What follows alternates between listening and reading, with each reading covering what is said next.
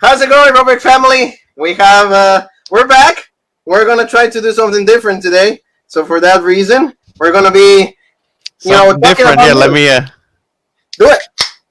That's right. How's every single one of you today? We're gonna be talking about a lot of news today, and we're gonna be just talking to every single one of you. How's every single one of you today? Right here we are. Jean-Paul, how you been?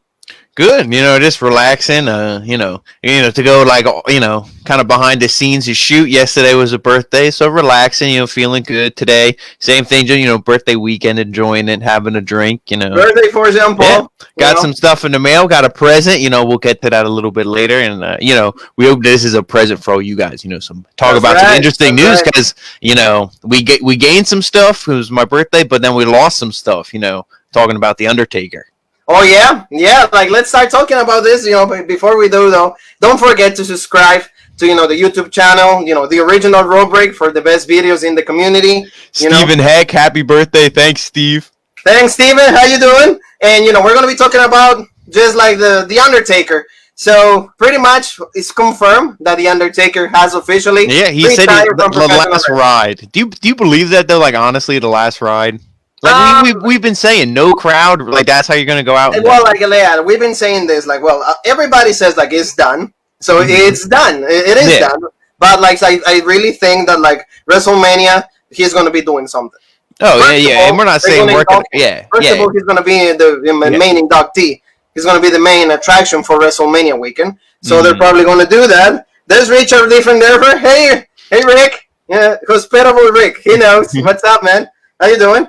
And that's what I'm trying to say. Like, the Undertaker, they're probably going to have like a little bit of a match or something that he does the choke slam. He does like the tombstone power driver. Don't you think?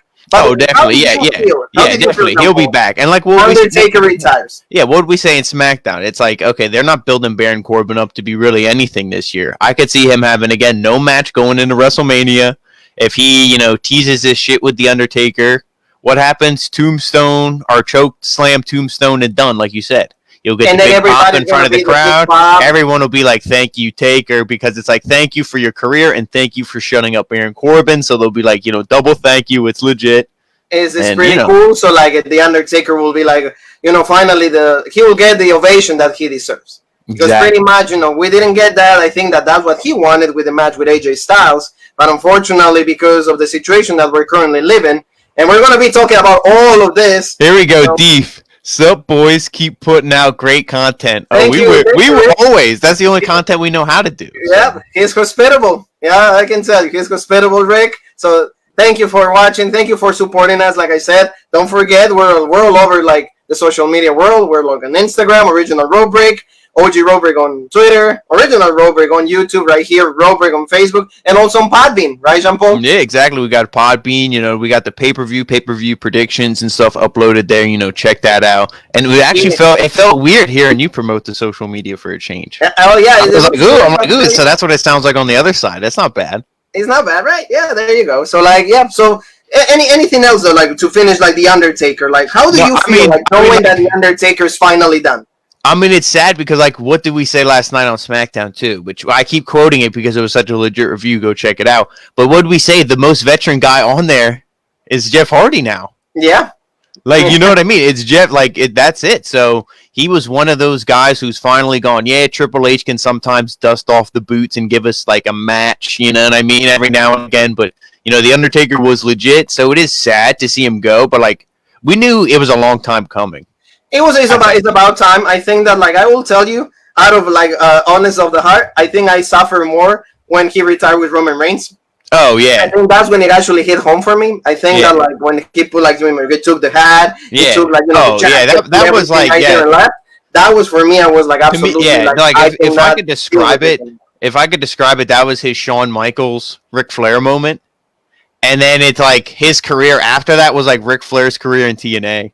Oh yeah, it was, but it was all just in WWE. It was like, you didn't really have to come back. You did some things that were okay, legit. I mean, his Undertaker's career was, I would say, a little bit better, but or like the post-retirement career. But like you said, it didn't really affect you like emotionally in that sad way to be like, oh, I'm sad the Undertaker's gone, because you knew he was just wrestling. Oh, he had a bullshit match. Well, now he has to redeem himself because he doesn't want to go out bullshit. Then he had a legit match, and we're probably like, oh, but he feels good and he looked legit. And that's pretty much what he confirmed in the documentary. And that's what we were all doing. So, like, family, please comment. Comment right here, everybody that is watching. Thank you so much. Let us know how you feel about this first subject that we're going to be talking about. The Undertaker retiring. How you guys and like, feel? what are your comment your Undertaker. favorite Undertaker matches and stuff? We can talk about them. Whatever. Everything, yeah. But like, I really feel that like after the match with Roman Reigns, I was like, okay, he's not done. Okay, we watched that together, and like pretty much after it was over, we were both like, so. And see, that's where we said we're gonna be, elaborating on a lot of situations. There was an interview because of the last ride that Roman Reigns stated that he pitched the idea to lose. He said, I wanted to lose. I told that to Mark and Vince, but Vince said, no, you gotta win. Mark to me, it would like if they wanted to get Roman over as a babyface, he should have lost, and then the next night on Raw, he stands there, calls out the Undertaker. The Undertaker raises his hand, and they're like, "Oh, it's legit." Try to get him over that way. To have him pin Undertaker, he should have came out the next night and turned heel. Oh yeah. Because then it would have been more legit, and it would have made sense. I would much rather seen that. Yeah, that was the stuff that we saw, and then remember the night after that, everybody fought to Roman. Yeah, they just booed the shit out of him like forever, and he's like, "This is my yard." Boo! For like 10 minutes, and then the hate even went worse. Yep. But like, I think that this last ride, the whole documentary is really, really good, guys. If you haven't seen it, please go ahead, check it out. See, we're plugging WWE, so it's that legit. I'll plug them. Yeah, legit. And word power. Thank you to StreamYard, and the dog is not any other dog, but is the StreamYard dog. So we're powered by that. So thank you for that. But yeah, I feel that like the Undertaker retiring is time now. He deserves to enjoy with his family. Oh, he definitely. deserves to be a regular human being because it was legit to see that, and then you kind of respect him more as a man than more just like a wrestling. Because we see him and we're like, oh, we don't really think of him as like a human being, just like a character. Yeah. Like, oh, we don't want this character to go away. But then you see, he's a kid, or he's like 2 kids, I guess, and it's like, oh, okay, like look how beaten up his body is. Like, I mean, he deserves it, and if he feels that he, did enough to retire, then that's legit. But to answer the question, are we never going to see him again? No way. Oh yeah, Vince. Vince will be like, "Oh, can you make an appearance?" He's not. I mean, I will, and especially Hall of Fame too. He's absolutely done after WrestleMania. Next WrestleMania, because we hope that the situation will be figured out. The crowds will be back. We think that our lives is going to be the way that they used to be. So that's when they're going to induct him and everything, and that's when he will have his last thing, and finally he will be able to leave. And then we'll probably see him every now and then. So that's what it's going to be. I really think that was going to be the last of the Undertaker. But for the people that are saying, is he going to show up one more time? Definitely, he has one more, just because he needs to retire with crowd. A guy like that, like you said, a gimmick like that. So you don't think it'll just be like a choke slam, tombstone done? You think he's going to legit wrestle a ding, ding, ding, 1, 2, 3 pin match? I really don't think so. I really think that he's going to have something like Cena. And like today, for example, yesterday we saw the traces of it with Baron Corbin. Baron Corbin kind of took a lot of shots at him. Mm-hmm. So that they could use that and then move him to WrestleMania time and be like, oh, you were talking about all this crap. Yeah, and we saw how long they plant seeds with stuff and they wait for the Undertaker to okay, are you going to legit confirm or are we still up in the air? So that's probably what this is with Baron Corbin. He could back out and be like, no, I'm done, and then they'll just drop the angle. Oh, yeah, absolutely. So that's what's happening. So in that, we rest in peace. We're going to find where I can say we're finally going to be able to rest in peace. So the Undertaker has finally or officially retired from wrestling. What would you say? Quick, there's one more appearance coming. To cap it off, what was your favorite version of the Undertaker? 07, that rivalry with Batista. That whole thing, he looked amazing. I really enjoyed when he won the Royal Rumble. And then, the whole rivalry with Batista, the whole storyline. Is that when he had, the decal, on the tights, on the side and stuff? Yeah, he had the sides, and like I said, he wins the Royal Rumble against Shawn Michaels. That gives the idea for them to go to WrestleMania 25, and that the rivalry. To me, that at the end there is almost like a 0.5, like a director's cut of like a movie. You add that into their feud because they always go like the Hell in the Cell and then the 2 WrestleMania matches. But that's one of those matches I think that belongs right in that series of matches. No, yeah, absolutely they do, and also. Like I said, like the whole rivalry with Batista, because like he's like, oh, he wins the Royal Rumble. He had to choose between Cena, Lashley, and Batista. Who would they want to face at WrestleMania? He picks Batista, and then they had like a lot of then No Way Out. They had a tag match with against Shawn Michaels and John Cena. It was tagging Undertaker with Batista. Then Undertaker kind of like leaves Batista hanging, and then they get the win. So like they kept going back and forth. But the rivalry itself was like really, really great for that year. Then they had like the match at WrestleMania. Undertaker wins. Then they had the match at Backlash. The last man standing. There's no contest because like Batista does a spear on the Undertaker, and they go into like the electrical like places and then boom, and then like he loses the title to Edge because Mark Henry attacks him. They have a steel cage match on SmackDown. So that whole year, the Undertaker for me was like so great, but also like the American Badass. A lot of people hate it, but for me, the American Badass was and like which version? Because like for me, character. I like the American Badass, not with the long hair. I like when he has the short hair, the bandana, the T-shirt, the red skull. Red Evil. Yep, that's the one that I like. Oh yeah, well, like for me, it was like a lot of people are saying, like he kept like the gimmick. He kept like some spots. He gave the chokeslam, tombstone, but also he added more like the last ride. He added that. For me, that was really cool. Oh my God, it's the last ride. He's like, what the hell is the last ride? He's like, he has a new finisher, and then he kind of still did old school. So like it was like traces of the Undertaker, but a new version of him. And then he had really good rivalries. The very first rivalry I remember, it was like, there's Patricio. Hey, hola, ¿cómo están? Mis amigos en vivo. Robert, there you go. So like, the American Badass has like that rivalry with Kurt Angle. That's the first rivalry. With as the American Badass, so that was really good. I really enjoyed that.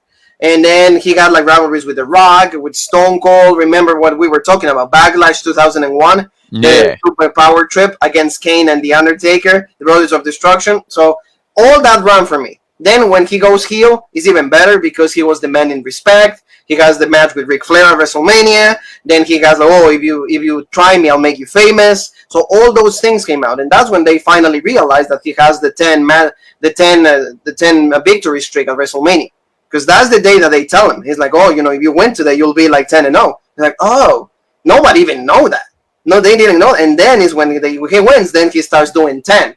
And then Michael Hayes and Vince McMahon is like, oh, are you sure that you're like 10-0? And he's like, yeah. Okay, well then. And then that's the first time that the streak was like born. So for me, that's like the only time that I would say the Undertaker for me was a little crappy was 93, 94. The matches with Yokozuna, I didn't really like that match because he was always about to win, and then and then I think I like when they debuted him and they made him all like creepy and legit, no sold everything. But that was right at like the cartoon era and all that. And Yokozuna, like you said, they're trying to get over. But I like him how he transitioned later, like into the mid '90s and then into like the late '90s. Everything leading into the Attitude Era. That's like my favorite Undertaker. Yeah, no, I really love like all the feuds with Mankind, Shawn Michaels, Vader. Ministries, that's legit. Ministries freaking legit. Just because remember, I don't know if you like remember this, but like the sacrifices. Like when they did Viscera, and also I remember Christian lost a match, and they were supposed to win against the Corporation, and then they had him hanging, and then the Undertaker's like whipping him. Is like, oh, I told you to win. I told you to win. You suck. And Paul Bear, everything. It was legit stuff. I mean, Undertaker was like legit heel. Alex is watching. Alex, what? Hey, thank you. How you doing, bro? Thank you for supporting Robrick. We're going to be talking about not only The Undertaker, guys. We're going to switch up subjects. But please, in the comments, let us know what is your favorite moment of The Undertaker. What made you fall in love about The Undertaker? Tell us, like, how you guys feel like The Undertaker has officially left professional wrestling. We're going to, Pato, he wants us to talk about COVID. So we're going to, that's part of the stuff. We're going to be talking about all of that. But just, let's finish The Undertaker subject. So, Jean-Paul, your favorite moment from The Undertaker? Our favorite moment, like, it's hard to put, like, a thing on, like, oh, what do I think is the most legit moment? I mean, because right now it's not my favorite, but just the Boneyard match sticks in my head because just like it was cinematic and it was cool. But I can't pick like favorite match. It would probably be the Shawn Michaels at WrestleMania. But I mean, I just like the Mankind, those feuds back then, Shawn Michaels, and all that whole feud. Pablo Like, and with watching. Hi, Pablo. How you doing? CCW, like our great friends. Yeah, last week they had Summer Glory. It was great. Cha-Cha Charlie against Vince Steel. Primo and Epico debuted on there also. So, guys, yeah, that's legit. Attention. Coastal Championship Wrestling. Great stuff, guys. Lexi Gomez. Also, like, they have a lot of great talent right there. And Pablo Marquez is one of them. So, Pablo, you have a pending interview with Roderick. So thank you for watching. We love you, man. So one of my favorite moments would probably be, I think it was the SummerSlam match. It was Bret Hart and The Undertaker, and with Shawn Michaels, the referee, with the chair shot. That's such a bullshit, man. That was a legit, just because the story, when do we see legit storytelling like that? Like, he has to make the count or he's done. And he's just like, when he makes the count, he's just like, I fucking hate you, Bret. And he's like, you're so bullshit. And like, but it's legit, Bret's a heel and you're like, Undertaker. It's like, but that's how that pretty much sums up his title reigns, though. To wrap this up, I would say that is the only, thing about the Undertaker that isn't as legit as I wish. It's like his title reigns were never that, like, fantastic. Oh, yeah. No, well, like, if you want to say maybe that one a little bit, 97, a little bit. And also, I will say 2010, the last time that he had the title, he had good matches. He had a triple threat with the Big Show and Jericho, Survivor Series 09. That was good. He had a Rey Mysterio 2010 Royal Rumble. He defended. What else he had? Also, he had a Fatal 4-Way. He had Batista, CM Punk, and Rey Mysterio. So he had that was at least a good year. And then he had Batista also on TLC. That's 09. That's when I think that was the best I would say reign that he had. But other than that, yeah, like his title reigns were kind of crappy. Like he would lose, for example, the one that he loses to Edge on 07 is kind of annoying to me because he was done from the match with Batista that he retains. Then Mark Henry comes out and he does the power slam and the splash, and then he's done, and then Edge with the briefcase, and Michael Cole is like, not this way, damn it. So I was pissed. I was pissed for that, but yeah. So that's, guys, I think that closes for The Undertaker. Yep. If you have any more comments about, hey, my favorite moment, my favorite match of The Undertaker, how do you guys feel like a childhood hero? Because for many of us, we grew up watching The Undertaker. So, like I said, I put that to rest 3 years ago. So every time we kept coming out, for me, it was just a pleasure. And I'm happy that we've seen The Undertaker live, so that was cool. We've seen it twice. Yep, that was legit. And I saw it 3 more times, but I'm pretty happy about that. So thank you again, family, everybody that is watching. Thank you for the support that every single one of you is watching. We love you guys. All the content, it goes for all of you. And también para mi audiencia en español, ya saben, el mayor amor y el respeto para todos ustedes. Jumpo, let's switch it up to WWE's in shambles. Absolutely they're done. Shambles. Done. COVID-19. Coronavirus. What do we say? Corona. It's running wild, brother. You don't want to make a joke, and it is a serious thing, but I mean it is running rampant, and the only people that they have to blame is themselves, though. Yes, that's the only thing that is you kind of find not humor in it, but it's ironic, I guess. Yes, it's it's all comes from within because they didn't take the proper precautions. Patricio is saying the best thing that The Undertaker is the entrance, and that's true though. Oh yeah, nobody ever had a more legit entrance. Oh no, nobody would ever. La entrada del Undertaker fue la mejor de todos los tiempos, Pato. Tú sabes eso. Tú sabes, as soon as you hear the and then the lights go out and all, and just and the music. Best character. But now, let's talk about Hibanaski. Pato, tú querías Corona, información del Corona. Let's talk about COVID-19. Jean-Paul, we have from WWE, confirmed, is Kayla Braxton. She has it for the second time. Unfortunately, for the second time, she got COVID-19. And I think some people were still under the assumption that when you got it once, then you were into it. That you were not able to get it. So that proves that maybe that's the case, but maybe only with one strain, and you don't want to be maybe there's 2, or maybe that was just fake news, and you can get it again. But yeah, she has it for the second time. I think that you can get it again because there's been many people that has got it. So please, family, now that we're touching to this point, please be cautious. try to like you wear the mask, you know, try to like clean as much as you can. You know, this situation is real, and this is our new today. Yep. You know, this is a new normal. You know, this is the only way that like we're gonna be able to survive. Is if we all take enough measurements. You know, if it's try to be as careful as we can. Yeah, the only thing I will say to get like slightly political is, was it worth it to go green and open everything up? Well, Jean Paul is talking about Pennsylvania. You know, for that's our state. Yeah. So we gotta like, I don't know. I don't know if it was worth it. Like, I mean, Florida. But I mean, not even us. Yeah, that's what I mean. Florida, Texas, Florida, where WWE is, and stuff. Pennsylvania, like, skyrocketed a little bit. There was like 600 more cases. So, like, everybody pretty much is like, what decision do you make if you're like in charge of the world? I feel that like some people need to work.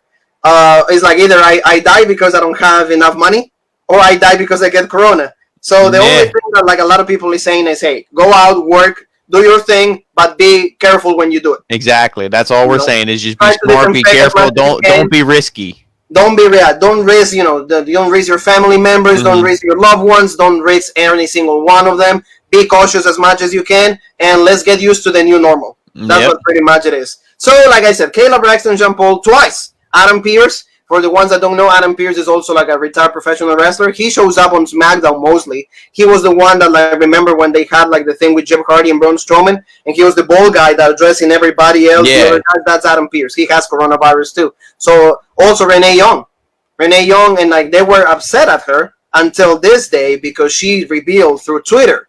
And you tweeted, you sent me that, like she said, oh, I have corona, and WWE did not want anybody to let them know that they had corona.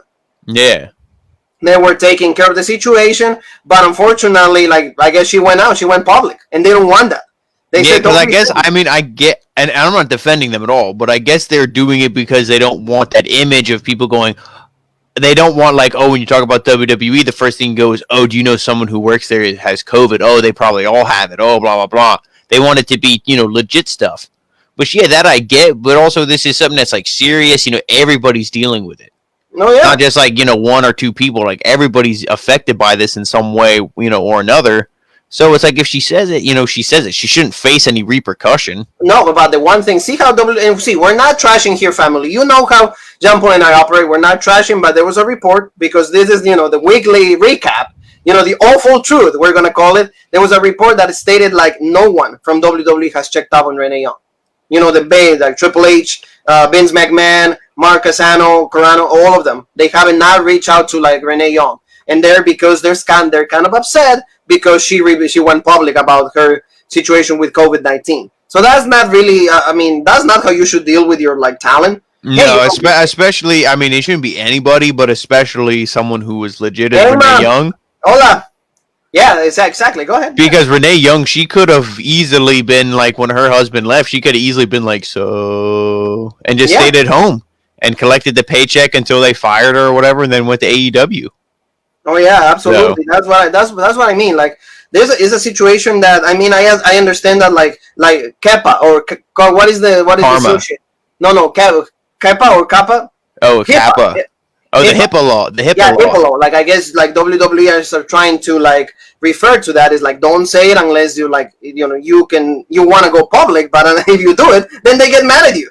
Oh, no, well, see, that's like you're allowed to reveal your own information, but like WWE couldn't be like, oh, Renee Young has COVID. Yeah, but what I mean is like, don't get mad if they feel like, hey, saying I have corona. You know? Oh, yeah. Like, you know, like, it's just like you're trying to educate people probably, or you're trying to be like, hey, and they said, and didn't they say some superstars have it as well? Well, like, there's nothing confirmed, but the one thing we can tell you, like, there were some precautions with Natalia and Tyson Kidd. They showed up to the performance center and they tested negative, but they had fever. So they pretty much, in a way to like prevent, they said just go home. So like these shows that we're seeing right now, they have to have a lot of like rewrites because pretty much like you gotta, I guess they have to wait for like all the talent. Yeah, and that's essentially why we said last night too on SmackDown why SmackDown was the way it was. It was like, you know, 60% of the show was The Undertaker. Yeah, so that's why they have to do that.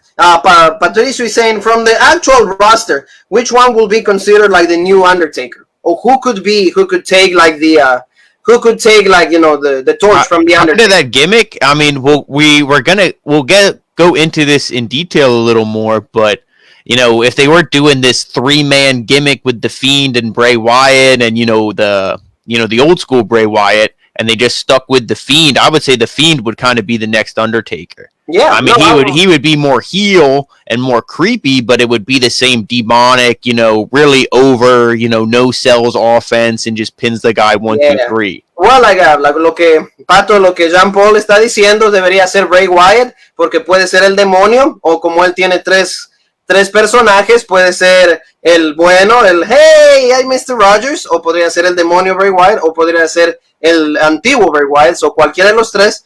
But I think, Jean Paul, that Aleister Black could be a new version of the Undertaker. Oh, definitely. Because of the entrance is like the smoke. You have and how he comes up he comes up and he raises up on the little I forget what you call those things, but he has it sometimes used to be in a coffin or whatever. Raises up and. Oh, yeah, he would definitely, and the black mask, too. It's, really a devastating move with the black mask, the choke slam. They both kind of have that same... that, they could easily be the next guys to be portrayed, but, The Undertaker is, the most perfect gimmick. Yeah, but see, this is the hard thing with The Undertaker, though, is, he can maybe not pull off all the same moves as Aleister Black, but in The Undertaker's prime, he was so legit, and the dude was, 6'6", 6'7"? Hi, Sydney. Sydney's watching. Hey! Hey! But, you know what I mean? The Undertaker was big. So it's Aleister Black is a little bit shorter, a little smaller. So it's is it going to get over the same? No, like I said to you, this gimmick is irreplicable. See, I said it right. Yeah. Hey, that good English right there. Yeah. Irreplicable. Yes. Because, a guy like that, a guy that big that can do those kind of moves, and also a guy that is going to live the gimmick the way that The Undertaker did. He even says in the last now in the interviews, because finally he's coming out as Mark Calloway. He said many times I had to wear black everywhere I went, and I had to be in character everywhere I went. Everybody, hey, hi Undertaker. Yes. Can you imagine he's at the gas station and he's just he's can I get 30 on pump 6? Yeah. And they're oh, okay, that's legit, Undertaker. Here's your change. That's legit. That's the thing, but let's switch gears. Thank you again for the question, Pato. Thank you por la pregunta, gracias. COVID-19. So Jean Paul, there's so many cases right now. They're saying that is above the 2 digits, and it's getting worse as we speak. Confirmed people in WWE. Yeah, but of course they don't want to reveal. Yeah, but that's the thing. We can only speculate because Renee Young we know has it. Now that is a big hint, because what do we remember about Renee Young when they presented the IC title? Who presented it? Renee Young, who was all in the ring. AJ Styles, Daniel Bryan, all those guys were in the ring. They said double digits. There was double-digit guys out there. All the people who she sees backstage. Yeah. I mean, the speculation is out there. It's a scary thing because, again, we said the HIPAA law, you can't reveal this stuff. But it's also, you worry about for these people's health. They're healthy, they should bounce back, but, it's always a scary situation. It's a pretty scary situation, and like you said, maybe this brings the question, and this is the question I want to ask to everybody that is watching, and thank you once again for taking your time to watch this too, guys, right here on Raw Break. Is it worth it for you, Jean Paul, to still have wrestling while this pandemic is still going on? Is it worth it to kind of raise your talent? No, but I'm going to say no, and then I'm going to say a but. And if we're talking just WWE or wrestling as a whole, I'm going to answer both those. For just WWE, I would have said, if they would have said after WrestleMania due to COVID-19, we're done, then I would have been that would have been perfect. Right now, it's you're in the middle of a book. What are you going to do? Stop in the middle of the book? You already went too far with it, right? Yeah, it's so you got to, if SummerSlam was coming up, maybe you could end it there. That would still seem kind of weird. I don't know.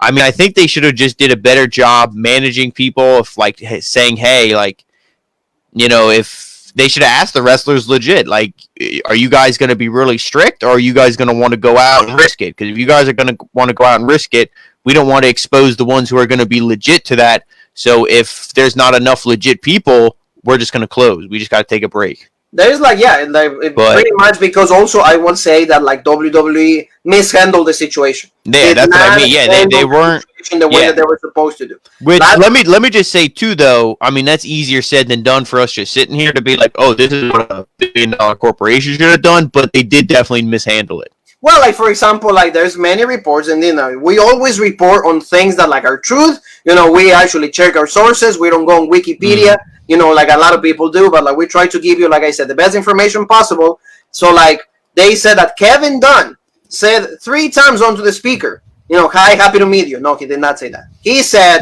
subscribe to Rope Break. No, he said subscribe to Rope Break, and after that he said take the mask off. He did say that. He's like, you're not a fan if you don't have your mask on. I believe that they said that because what WWE is so scared of everything. What do we say? The only person who said COVID legit, I think, was Triple H and maybe Stephanie. I think Stephanie said it as well when they did that first SmackDown. Ever since then, they like sweep it under the rug like it doesn't exist. Like WWE, they think like that anyway. It's like they're in a bubble. Like they're resistant to everything. And it's like, if they're wearing the mask, that calls attention to that there's a disease going on. A pandemic. So that's why they're like, no mask. But what? These people are just, it's like life or death in some cases. And for example, the mask. Another thing, AEW was doing testing throughout, like from the beginning of April, I would say. WWE were only taking temperatures. And with AEW, I want to quick ask you, I was hearing rumors of this. I believe this is true because I think it was on the Alvarez and Meltzer that they said, TNT said if they miss one show that they're done. Yeah, they're saying that like one of the stipulations in their contract is they have to produce weekly content. Yeah. They have to produce weekly content. So, but I'm pretty sure, Jean-Paul, that they could easily resource to like, hey, it's a pandemic. Hey, maybe we miss 1 week. But that's what I think what they do is like they tape so many shows in a row. So they have like 3-4 weeks. But that's too, though. That's still like strict. That's what I mean. But like that's how demanding these are. So then who knows what USA is breathing down and Fox are breathing down WWE's neck. Yeah, well, it's true though. It is absolutely the truth also. But I think that if that will be the case, then it's the networks. They have to be understanding. Well, they don't. What do they see? Come on, like without getting too much into it, but what do they see? Well, yeah, but for example, like ESPN, like Fox, like they've been understanding, they have agreements, and what they do, for example, like ESPN is doing, like they're having matches from the World Cup. You know what I mean? They don't have it now that soccer is finally coming back. For the soccer fans out there, to every single one is like finally back. Every single like match is like with no crowds, but it's slowly coming back. But before that, Jean-Paul, they had like pretty much all great matches, all the old World Cup, all specials, and that's what FS1 Fox is doing. Yeah, they're having on Tuesday at 7 p.m. There you go, WWE and Fox. Yeah, thank you. Where's my check? No, it's all good. But like they having Survivor Series 29 and 2018. So like that's why I think like it gets to a point that like, is it worth it to risk those many lives? I would say no. At the end of the day, no. If things Talon is not being informed, they're not telling them he has the COVID. He doesn't. If things were being like like they were getting better and it was legit and we saw the light at the end of the tunnel and we're like then okay, then you cheers, every one of you. Yeah, exactly. Cheers. Then we can start having wrestling and make it legit. But things are starting to get worse.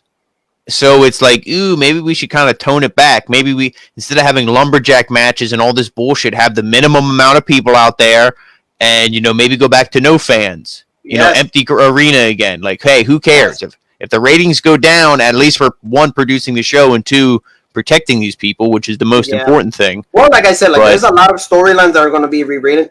That's what I've been hearing. There's been guys, and see, here's the clue for every single one of you guys. If you start missing, let's say you love Cien Almas, you love Angel Garza, you love Vega, you love any particular superstar. If you guys don't see him in the next upcoming shows, you know what it is. Yeah, well, there's no shame. You get the hint right there.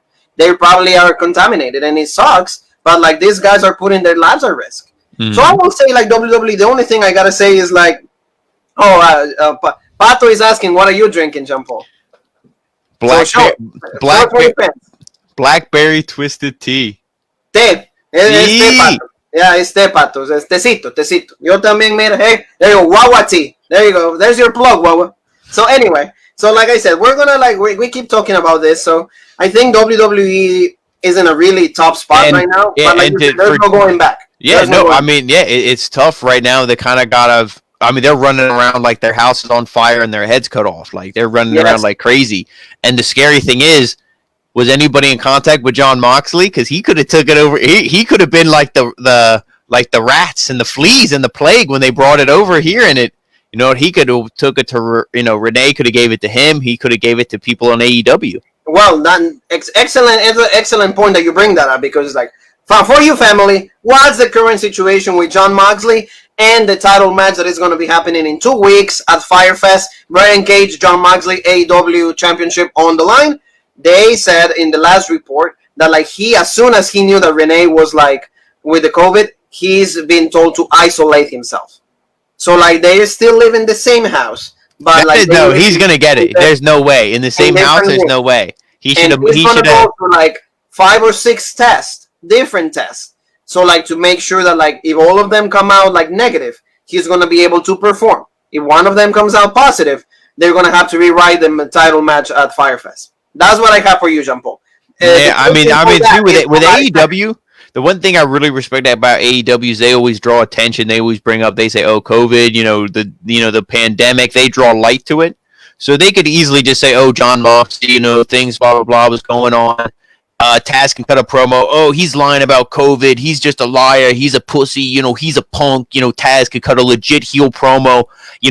Bashing the COVID thing that we know is real will just cause him to get more heel heat and get them over as a heel more if this is the case. So I think it's like a lose and a slight win if it happens just in that aspect. But, hopefully everybody's okay and the test come positive and then Fyre Fest he can wrestle. But I'm going to say... The test comes negative, you'll think, right? I'm going to say it's negative. In the same house, no way. If it would have been like, oh, ding, ding, ding, like she's positive, and he was standing, it was like The Simpsons, it cut to him, and he's standing there with his bags packed already, like, see ya, Renee, and left, then I'd be like, there's a chance. But no, in the same house, no.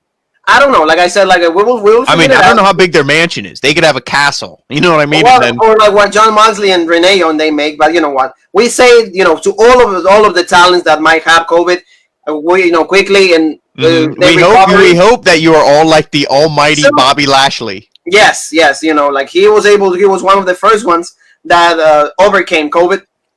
So the same thing, a speedy recovery for every single one of you. We're thinking of you. We thank you for everything you do. Why? Because we receive you in our house every single day, and and without wrestling, what else would we talk about? Without wrestling, what else would we talk about? Yeah, that's what we'll be talking about, classic wrestling, or maybe I'll get you into soccer. Yeah, or like we'll do the toys, because you have something special for the family. You have something special today, so that. Once we finish like this segment, we will kind of take a little bit of a break, and then Jean Paul is going to be actually showing us something that he got in the mail a few days ago. But the situation is really bad. There's a lot of talent, like I said, shows are being rewritten. But as far as we know, also Jamie Noble said he has COVID. So I think there were a few extras. Like they said that they have the COVID. Yeah, and that's another thing too. A lot of backstage people, so it could be a lot of writers. Just because they have 30+ writers. A lot of writers could be sick, so it might not even be any superstars. But we just really don't know at this point. Yes, we don't know, and also it's going to be difficult to find out because WWE completely told them not to say that they have the COVID. So that's the situation. What WWE could have done better, it will just be hey, administrate the test a little sooner. And kind of limit the amount of people that they were there in there, which they did. But they kind of tape a lot of shows in advance, maybe one a day. I don't know. And in this case, I'm not saying they did right, they did wrong. So, the people there 8 hours. Dude, get the show, boom, film it, and get them out of there. Yeah. So it's a tough situation for WWE. But the one thing we gotta still give them props for, we still have shows. So hey, you know what? We got pay-per-views constantly. We got Backlash. We're gonna have Stream Rules. We had In Your House for NXT. So hey, if people are gonna be contaminated, it's just a thing that is gonna happen. Yeah. Well, speaking of pay-per-view, should we bring it up quick? Should we just get it out of the way? Bring it up quick because this is what we're gonna introduce to you. There you go, family. Yeah. That's the brand new, well, not brand new, but it's the Wind Eagle version of the WWE Championship. This was worn by Macho Man Randy Savage. This was worn by Hulk Hogan, Stone Cold Steve Austin. All of them, they wore. Bret Hart, Shawn Michaels, the Boyhood Dream. So this is gonna be every time that we do previews and predictions, family. Every time that we go to that championship is gonna be on the line. So it's going to be Jean Paul against myself and whoever wants to be part of previews and predictions. So we are throwing a challenge to every single one of you out there that wants to be part of previews and predictions. And the thing is, whoever wins more, we're going to be doing the predictions, so whoever gets more right. Correct, yeah. Correct ones, that guy will become the Raw Break champion, and that will hold it for the next month, and then he'll keep defending. And if you keep winning, you'll keep the championship. So, exactly. So I mean, just something to we're excited for it. It adds a more because we do previews and predictions, and we're like, oh, okay. Then when we do the review, oh, you were right on this one. It's like, oh, okay, who gives a shit? Like, okay, whatever. But now there's something on the line. Pato is saying, Patricio is saying that we should give the title away. We will do that. Give us time. Yeah. Danos tiempo. Tell them once we get one that's worth more than $20. La idea es hacer un título que tenga la placa de Raw Break y todo eso. La idea es esa. Yes. The idea is to have our own customized Raw Break title, but give us a little bit of time once the situation clears out. And AEW can't even get a title made. Yeah, and Rick is saying best style belt in history. I agree. That's the best one. Put on your shoulder. Put on your shoulder. Yeah. Do it, baby. Do it. That's right. Oh yeah. There it is. Yeah. Yeah, this is the best one. Warm it up for me, because at Extreme Rules, that baby is gonna have a new daddy, and that's gonna be me. All right. That's right. Yeah. That's right. Yeah. So, Jean Paul, let's switch gears. Let's stay in WWE. What are your thoughts about what's going on with Patrick Clark, the Velveteen Dream? He was in a car accident yesterday. Thankfully. Well, this is what we'll use to transition into the next big story, because this is a perfect transition. So I'll just talk about the car accident incident. I heard that he was okay, in the sense that he left the hospital a couple hours later. And a couple hours is probably just till they sign him in, get him checked out, sign him back out, do all that stuff. That takes a couple hours in its own right. So he was probably fine. Probably wasn't anything too serious. But, you talk about him in his future. Normally a car accident like that, oh, he'll be on NXT next week. Well, with his allegations popping up again, because what was that, a month ago? Yeah, 2 months ago. Around 2 months ago, yeah, there was the allegations. In your house, yeah. Yeah, the allegations of match. Yes. Talking to underage kids, 13, 14-year-olds, and it's like, what the hell? And then it's like, oh, no, they're just racist people. They're making it up. And it's like, okay, that's legit in his sense, in this, for the fact that he's innocent. It's like, okay, that's legit. Now, with all these allegations, this will be the next big subject of, abuse and rape and everything. Those are popping up again with him, trying to talk to underage fans. And, there's multiple reports. His days in WWE are numbered. So that's what they said. There's at least 2 sources that we confirm that they talked to both of us. That they said that the Velveteen Dream. Yeah, they're like rope break. They're like, guys, listen. Of the WWE. It's going to be and that will suck, because he's a good talent. He's a great wrestler. And he could have had a pretty great career. I think but unfortunately, these allegations are coming out. A lot of things, wrestlers throwing other wrestlers under the bus. Don't worry, that's gonna be the main subject. We're gonna transition to that. But I feel bad for the Velveteen Dream. He was great matches on NXT Takeover. But unfortunately, if you are involved in this kind of situations, if it backfires to you, who's to blame? And I think he was even the one. Family, let us know what you guys think about all of this. Velveteen Dream. Exactly. We want to hear what you think, because we hear what we think all the time, but we want to hear what you guys think. Yeah, we want to hear you guys, because you guys are the ones that keep Raw Break alive. So that's the situation with the Velveteen Dream. Hopefully it's not that case, but if it is, he has a potential to go to AEW. He has an impact. He will be a champion wherever he goes. He's a great guy. So I feel that like you said, the best match that they could have always done with him. If Goldust or Dustin Rhodes would still be in WWE, he will be. Oh, that would have been legit just for the storytelling, and promos and everything. Stephen Logan. So there you go. So Jean Paul, you have something for the Raw Break family. So this is the perfect time for us to take a quick break, but just show us what you have. It's not that we're leaving, family. Oh, do you want me to? Should I show them the title again, or are we going right into the crate? No, go right. Leave my baby right there. Keep shining them up. All right. Well, we got to set him right down. He'll be back, folks. He'll be back. But he'll be back. Yes. Right. Normally I do the crate on its own, but we're gonna do it right here, quick. This is the first time that we're gonna go live. So Don't forget also Exactly. to subscribe to the YouTube page, the original Road Break. Right there is all the best content, all the videos. And see, right there, we have it live for you. Right here Yep. is Pro Wrestling Crate. Jean-Paul, I leave the torch to you. I pass it All over. right. Well, let me, the family, Jean-Paul. No, you know how it goes. All right, let's get this thing covered.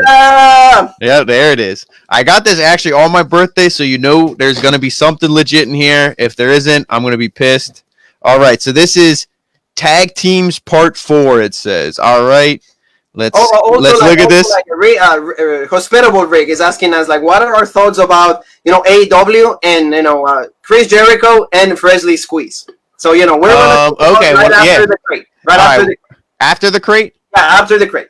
All right. I'm gonna say I didn't get an answer that quick, but let me open this quick. We'll put. You want us to answer that quick? Okay. All right. Yeah. Let's get him quick. Because I love Rick. Rick is because he's hospitable. If he was bullshit, I'd tell him to wait. I love Rick. Right. I love his brother Mike. If he's watching, Mike, hey, thank you, man, for all the love. But these guys took me to WrestleMania. I'll never forget that. So, your thoughts on that, Jean-Paul? I think Orange Cassidy. I think it'll be a legit match. With Jericho, he can pull it out. He like the Undertaker. I'm not as good as I once was, but I'm as good once as I ever was. He'll be able to pull out a match. Orange Cassidy, when he starts going, he's super fast, agile. His kicks and everything. Once he gets the hands out of the pockets, he can go. I think the beginning of the match will be a little gimmicky. Now, I don't know if this feud is really taken off because Tyson is done. Because if you ask me my honest opinion, would I fight Mike Tyson this day?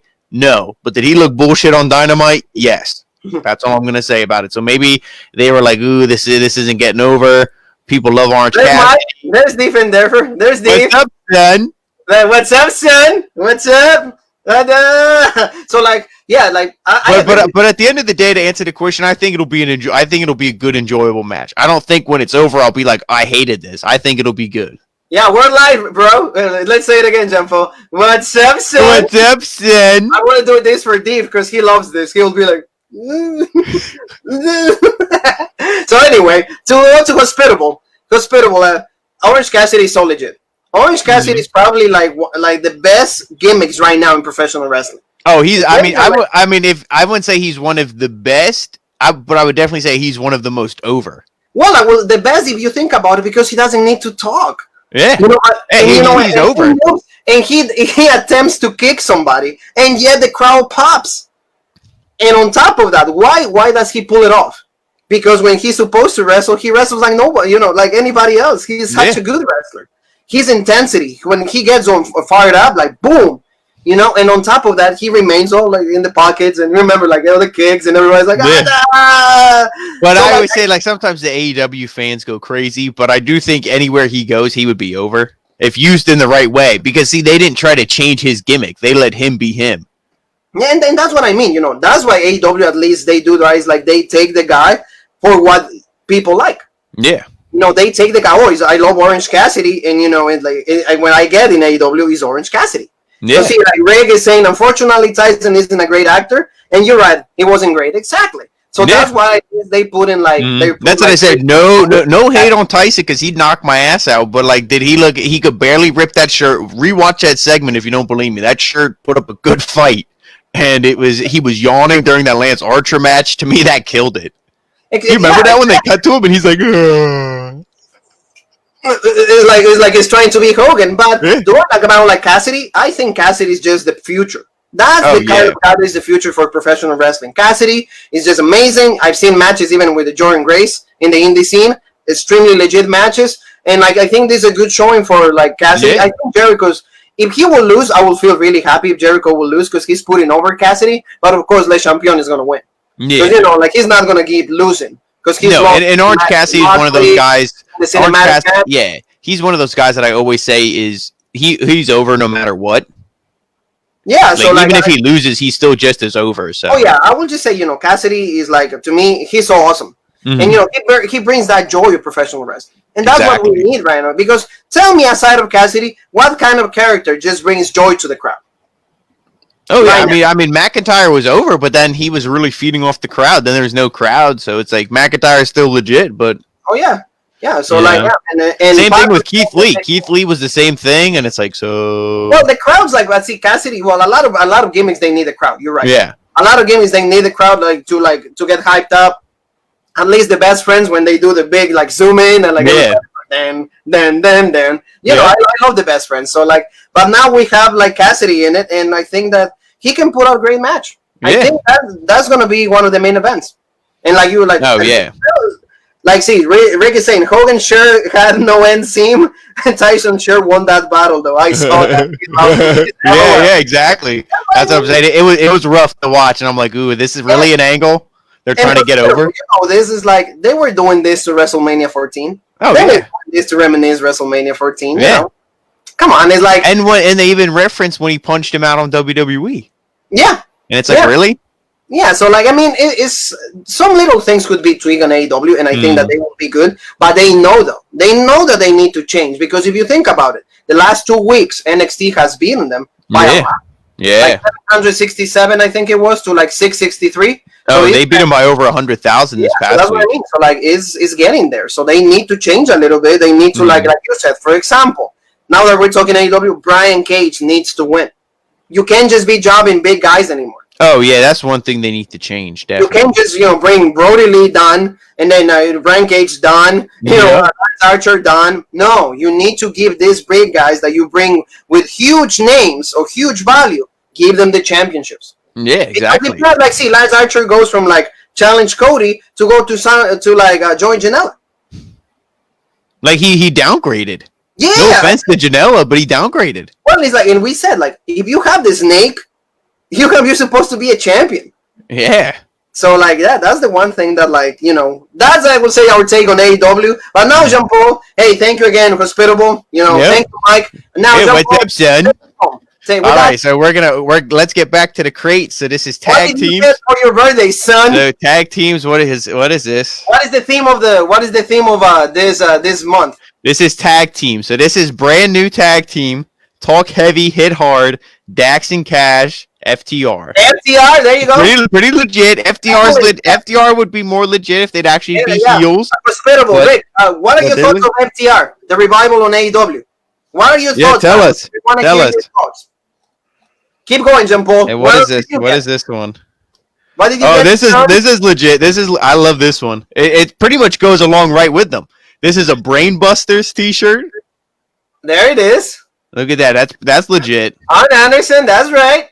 That's right. Yeah, big old Arn. It's fine. What is this? What else did you get, Mr. Leek? ENC's kazoo. Edgy Christian's kazoo. Do it. I think it's broke. Oh. Happy birthday says hospitable to you, Jean Paul. Oh, thank you. Yeah, and that's what you got. It's broken already. The kazoo's broke, but that's all right. That's bullshit. Yeah. And then last month they had the Stomp in Paradise gimmick of the Matt Cardona or Zack Ryder. So then this is the one with Kurt Hawkins. The other one. All right, for collection. That's legit. I'm subscribed to their podcast, so I'm happy to have both of these. So that's awesome. Thank you to every single one that is watching. Again, we hope that like your weekend is great. Please be careful. Take precautions. Take me to the next one. Exactly. Oh, I love this. This is legit. Like I said, I'm not a pin collector, but some of these pins are making me happy to have them. The Steiner brothers. There you go. Big Mama Pump, or Big Mama Pump. Yeah, there you go. No, but that has nothing to do with the Steiner brothers. Don't be bullshit. The Rick is Pato is saying, Pato is my guy. Patricio is saying, happy birthday, Jean Paul. That's legit. Thank you. Your present will arrive after the pandemic. Okay, that's what. Tell him if he would freeze for like Hispanic audience, say it. Gracias. And then this is, what is this? Tales from the Road. Oh, I think this is I got a bunch of these Tales from the Road comics. I think this is with Crime Time actually. Oh, is it? Oh yeah. Well, yeah. Yep. The story of Shad and JTG. Michael Kingston. He's in our minds. Crime Time could have been legit. There it is. That's pretty legit. Yeah. And then let's see what the autograph is. The last thing here. The autograph always makes it or breaks it for me. What is it? It's two things. Is it making it or breaking it? And in the meantime, I want to plug in Wawa because they have really great tea. So thank you so very much for the raspberry tea, Wawa. I love you all. So for the current day Impact fans will probably pop more than me. But Jean Paul is upset. Yeah, I mean it's not like it's something. I mean it's still pretty legit. Show it, and then I'll tell you.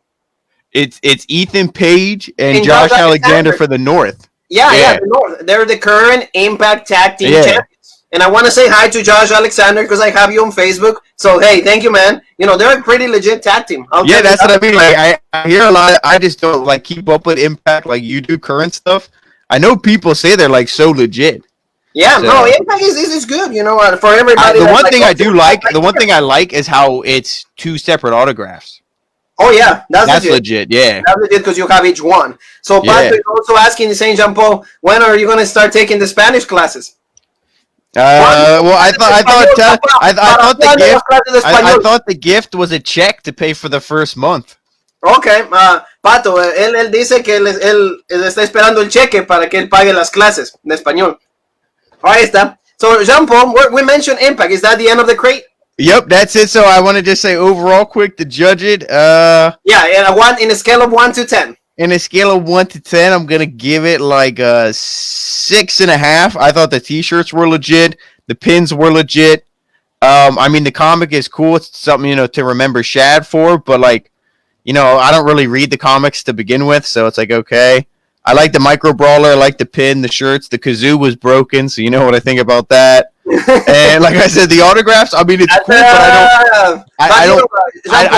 I don't follow them, so I'm not. It's not as like, oh, this is legit. Like when I got the Kane one, I was like, oh my god, this is badass. Because who doesn't love Kane? For example, just to finish with the AEW, Hospitable is saying the match this week with the SCU was great. FTR is a great working tag team, excellent addition to an already great tag team division in AEW. So let's go. I agree. Because, I agree. We go however we want it. Exactly. We're live, baby. We're live, baby. That's right, baby. We're live. So we're gonna be till whatever you guys kick us out. So the match was really good though. But that was the best match of the night. And I want to say to Patricio, my good friend Patricio, te amo, mijo. Gracias por todo el apoyo. And this match, bro, like the tag team division though, is kind of all over the place. Now we have the Lucha. What did we say 1 week? Well, we can go. We have a box. Tell me something. Butcher and the Blade, but they're bullshit. They turned to jobbers. They're wearing white They look like old-timey barbers or some bullshit. It's like, well, they look like old-timey butchers, I guess. But it's like, they look more badass when they wore the black. I don't know why they changed that up. And like you said, 1 week, the best friends are the number one contenders. And then the next week, it's Jimmy Havoc and Kip Sabian. And, Jimmy Havoc was another one. He's done, which we'll get into that story later. Yep. But it's like, he's another one who's done. Pretty Boy's watching, Jean-Paul. Pretty Boy. What's going on? Doug Masters, that's legit. We had a beautiful interview with. Check out the interview, guys, if you haven't already. Please check it out. Pretty Boy, Doug Masters, he has a podcast too. We want to say hi. Tom Leibel, an old friend. That's right. Everybody's here for a road break, but yeah, how you doing? So keep going about the tag team division on AEW. No, I mean it's legit. I feel like they just don't know what to do because they have so many legit guys. And like you said, now you bring in FTR and they're kind of getting, a rocket strapped to them and getting pushed all the way to the main event. And there's all these other guys like, the Lucha Bros. Like we said, okay, yeah, they're going to win the match. They're going to win that 8-man tag. The heels are going to win. But then where do the heels go from there? Yeah. The main story is just the Bucks versus FTR. Nobody cares about any other team. Well, that's the thing. I think that AEW has the best tag team division in professional wrestling nowadays. But how do you book? Oh, yeah. How do you book? That's the thing. Is you gotta have somebody that's gonna go over there. And I would argue if you took away, if you took away one of those tag teams, and you and everybody who's with WWE, if you actually made them legit, I would say WWE's tag teams could rival AEW's. If you put guys together that were legit. If you're not going to do anything with Kevin Owens, put him with Sami Zayn, but actually make him a legit tag team for once. You made the Usos, put Heavy Machinery on TV. There's legit teams. I'm sorry I'm cutting you off, but both of them injured. They both Sami Zayn is injured, Uso, Jay is injured, so that's why. But I think that I agree with you. But see, right now, name value itself, Oh, name value alone. SCU, Private Party, the Best Friends, the Jurassic Express, the Bucks, Hangman and Kenny are over as a tag team now. Yeah, so like The inner circle, Wide and Powerful, all those guys. They should keep giving tournaments so these guys have like TV time, and then whoever wins those tournaments, okay, hey, number one contender, or just have like a fatal four-way. Well, I mean, honestly, the problem is they shouldn't have been pushing, and this isn't just because he's a piece of shit with everything he did and admitted to doing Jimmy Havoc, but there was no reason to push him and Kip Sabian as a tag team to begin with. When you have all these other legit tag teams, you could have been pushing. Oh yeah. See, Tom is saying hi to us. He said, "What's up, fellas? Dog Masters, you're pretty boy. We love you, man. Thank you for being in our show. Yep, you're legit. Thank you." And see, Tom is a little biased though because he's good friends with the Blade. With the Butcher. So he's saying they're the best tag team in AEW. They're legit, but like make them win. But this is the thing. Yeah, I've been saying it for. I love the gimmick when they first debuted, and especially when they put Allie with them because it's like, oh, these guys are badass. You put a hot chick manager with them who can actually wrestle, and it's like, oh, this will be legit stuff. And then they just jobbed out every week, and I'm like, they killed it. I was pissed. It's like you need the direction. For example, if we're booking a show, it's like, okay, we're going to push these three, and at least the other ones are kind of being like decently pushed. But like the Butcher and the Blade never had that big break. See, like if you want to book it legit, they should have had a match where like they had a match with the Butcher and the Blade instead of and really beat those guys down. But then the Butcher and the Blade maybe look like they were going to win. The Bucks come out and they go to like super kick FTR, but FTR is like a haha. They switch around. They end up super kicking Butcher and the Blade. 1, 2, 3. We get the pin. Haha. You helped us win. It adds fuel to the fire, and it also lessens the blow. Instead of every week we see Butcher and the Blade, they get pinned clean 1, 2, 3, or they get beat up at ringside by guys who are half their size in the Young Bucks, and I'm like, this isn't believable. Well, that's what I mean. So, like, Hospitable is saying Jimmy and Kip may have been a COVID rewrite. Who knows? No, they think what happened with Havoc, it was like the allegations of like the he admitted to all the like abuse or sexual allegations or whatever.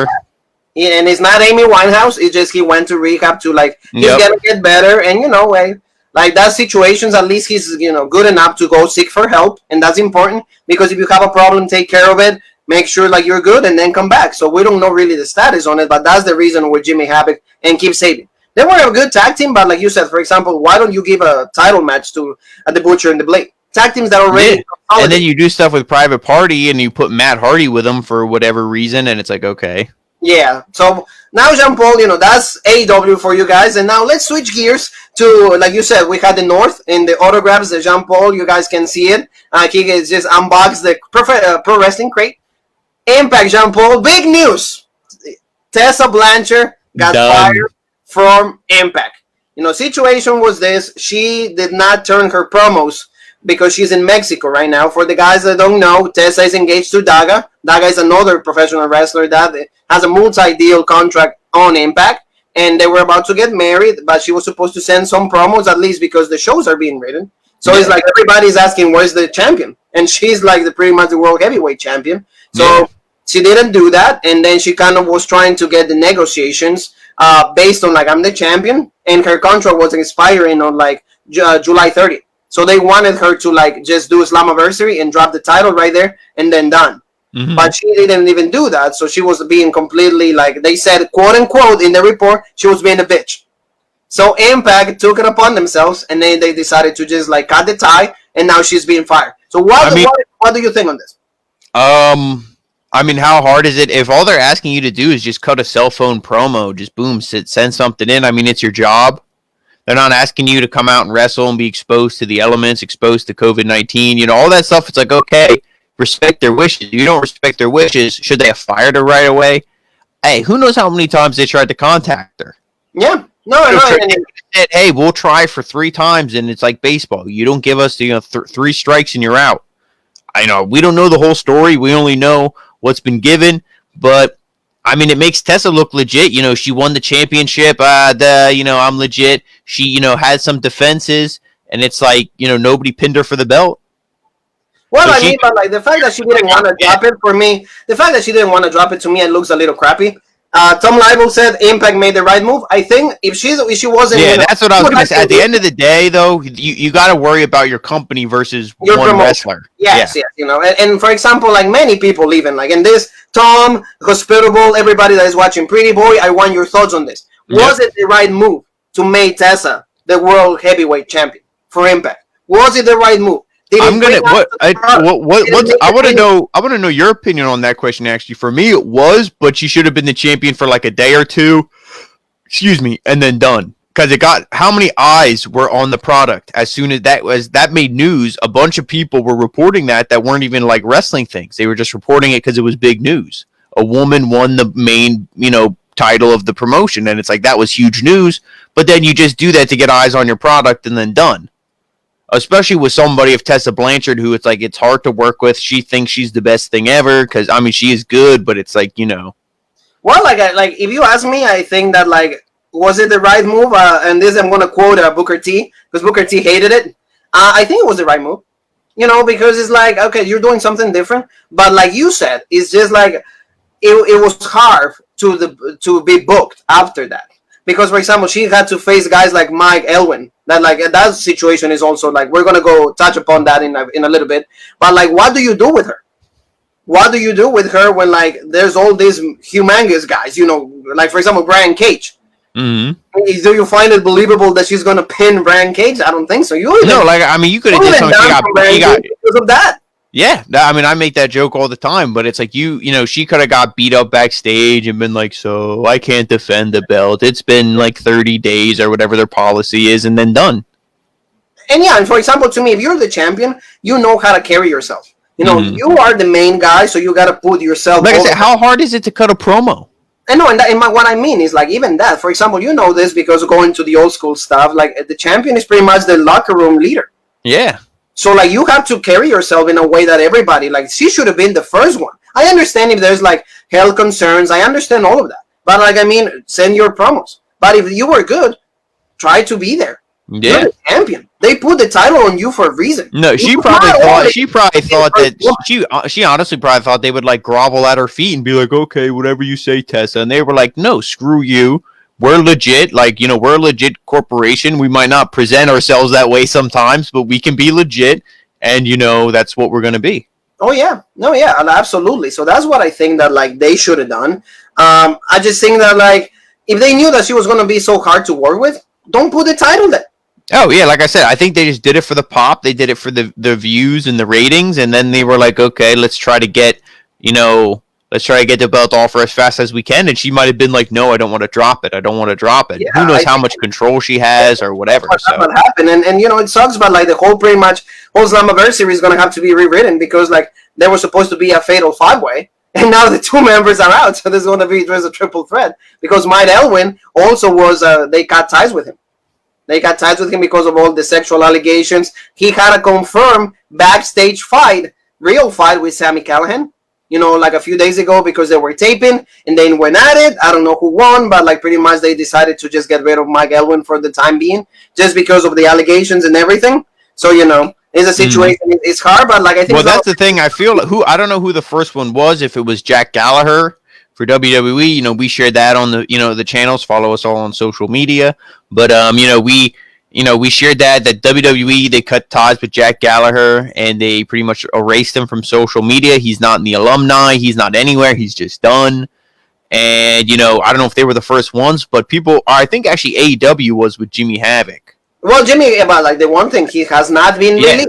He said his situation will be analyzed after he comes back. You know what? Because people were comparing what AEW did to WWE. So I think Gallagher was first because the ones who don't know, Jack Gallagher, there was proof with screenshots of text messages of him admitting to these allegations. So he admitted to it, you're done. And if you say, hey, I did it, you did it. So he was done and released.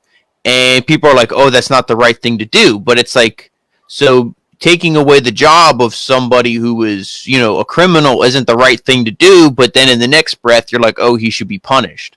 To me, he was punished. Why do you want that kind of person employed? Fire him. And hey, that's up to him if he wants to get rehab. That's not WWE's fault. Because like I said, at the end of the day, they don't worry about the superstar when they're no longer employed. They worry about the company.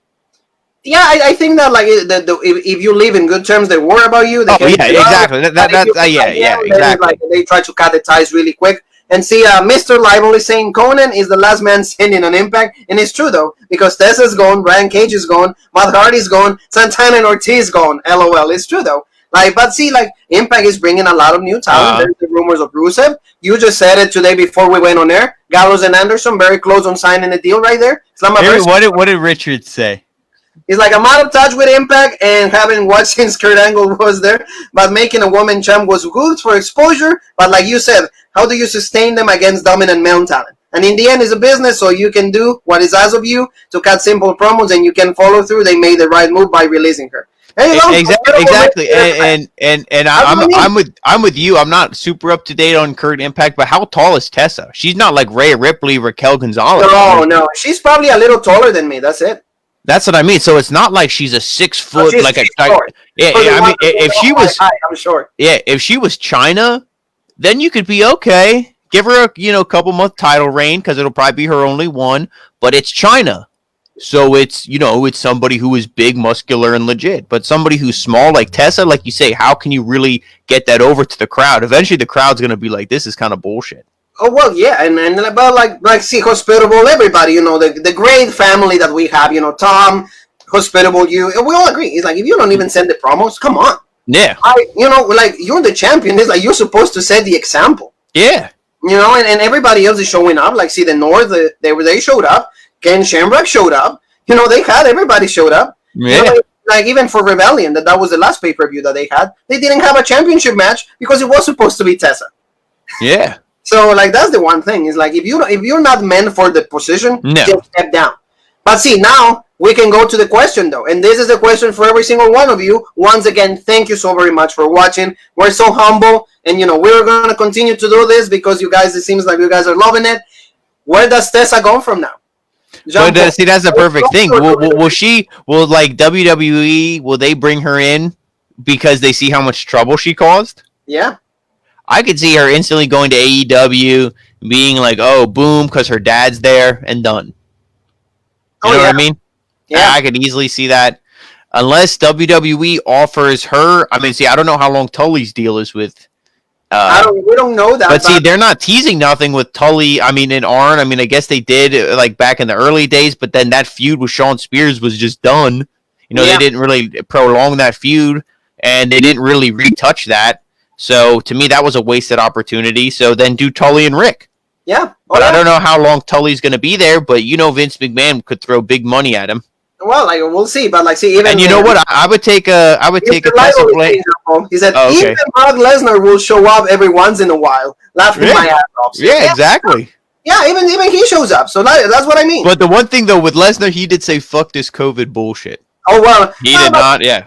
He had like the diverticulitis. Yeah, but I'm sure if they said, "Hey, can you film some kind of promo at your house?" Here's $100,000. He'd probably do it. Yeah. Oh yeah, absolutely. So, I think along the lines that you're saying, because I think that because Tully's there, and probably like WWE sees that like all the accusations that she had before she became champion, and all the situations that she's been dealing with, because clearly the image that she's portraying to everybody is like I'm hard to work with. And also I'm not easy going.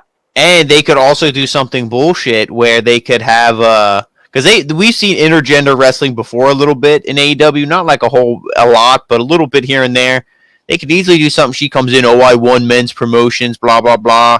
She could go after somebody who's like, if Cody Rhodes is still the champion, she could debut against Cody Rhodes. Yeah.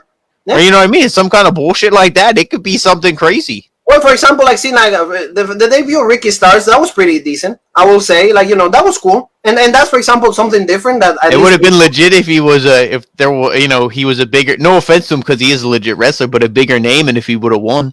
Well, that's what they have to do though.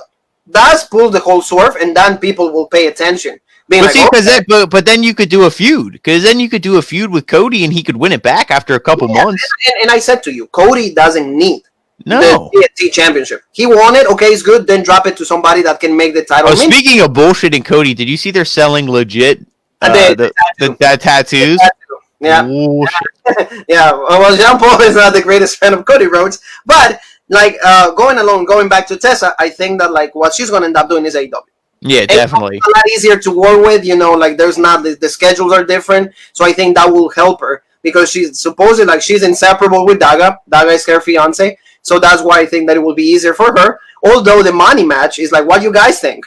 To all about everybody that is watching, Ric Flair and Charlotte going against Tully and Tessa. Everybody's just commenting about that online. They want to see that. But the report was that Charlotte's going to go for minor surgery. I think it's going to get, some boob job. That's what the sources are saying. But like, she's going to be out. Maybe Asuka was too rough in those past couple matches they had. Almost. Freaking almost, dude. Almost, yeah, with the back elbows. Yeah, the Judas effect. Yeah. On the boobs and then pop.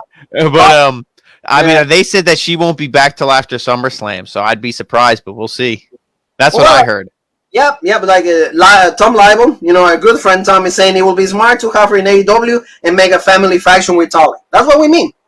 That's what they should do. And like, for example, like you said, go in and challenge. It will be crappy though if Brian Cage is the AEW champion and then she comes back. That would be legit though.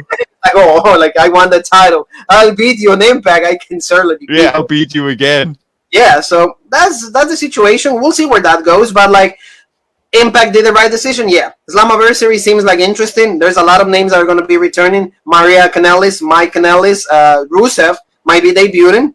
They talked about Heath Slater and Rhino. I don't know if they are going to have a part on the show, but I know they hinted at that tag team. Slater and Rhino, it might be. We don't know if Ryder. That will be also like, let's say, I don't know if that will be. But like I said, him and Cody are kind of like, they're good friends. So we will see, but like. Slammiversary seems interesting. Of course, Robert is going to be covering that. So, like, because Impact has good talent, they have Willie Mack.